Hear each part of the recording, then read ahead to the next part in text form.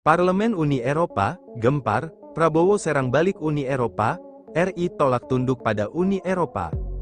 Sepertinya kebijakan Prabowo akan ditentang oleh Uni Eropa, yang memang sejak era Jokowi saat ini, UE menggugat Indonesia di WTO, dan tentu saja jika hilirisasi tetap dilanjutkan, maka Prabowo sudah siap melawan Uni Eropa di WTO, dan ini harus kita dukung.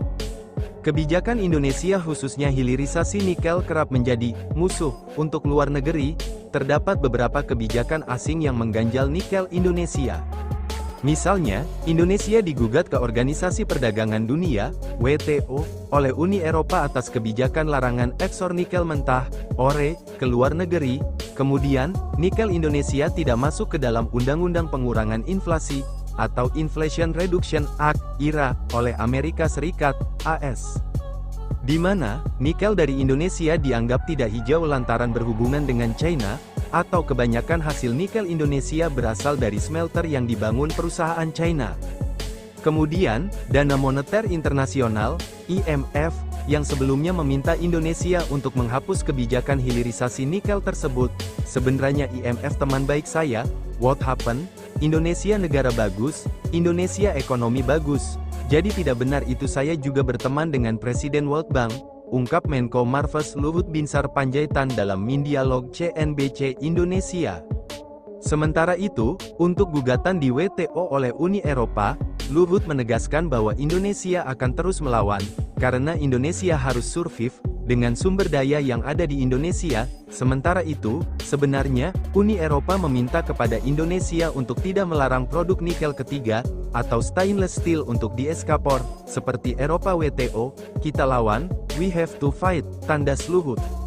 Perihal IRA, kita harus ofensif juga, kita ini bukan negara yang bisa kau atur, kita punya pendirian harus survive, terang Menko Marves Luhut dalam Mindialog CNBC Indonesia.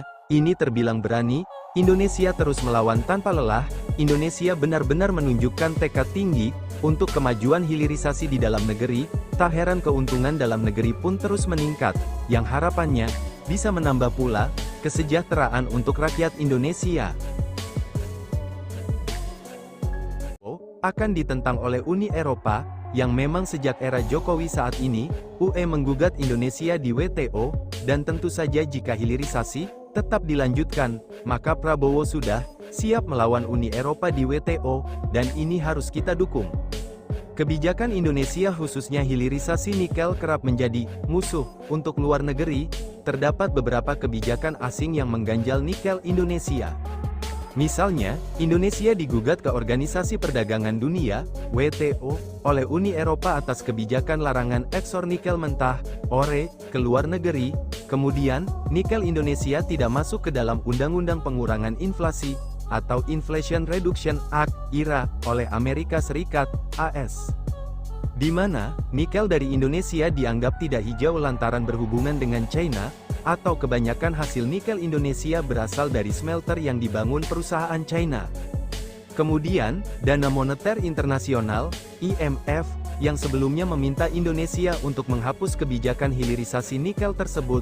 Sebenarnya IMF teman baik saya, what happened? Indonesia negara bagus, Indonesia ekonomi bagus. Jadi tidak benar itu saya juga berteman dengan Presiden World Bank, ungkap Menko Marves Luhut Binsar Panjaitan dalam Mindialog CNBC Indonesia. Sementara itu, untuk gugatan di WTO oleh Uni Eropa, Luhut menegaskan bahwa Indonesia akan terus melawan, karena Indonesia harus survive dengan sumber daya yang ada di Indonesia. Sementara itu, sebenarnya, Uni Eropa meminta kepada Indonesia untuk tidak melarang produk nikel ketiga, atau stainless steel untuk diekspor, seperti Eropa WTO, kita lawan, we have to fight, tandas Luhut.